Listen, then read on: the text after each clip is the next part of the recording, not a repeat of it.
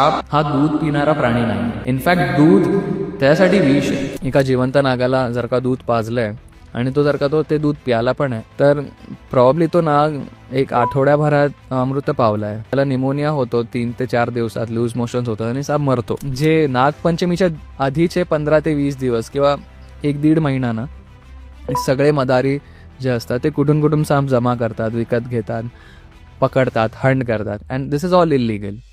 हे केल्याच्या नंतर सापाला इलिगली कैद केल्यानंतर, बंद केल्यानंतर त्याला खायला प्यायला देत नाही फॉर अ गुड 2-3 वीक्स है ना. त्याच्यानंतर खूप सारे लोक त्याचे दात तोडतात, म्हणजे फँग्स, विषग्रंथींना जाळू देतात.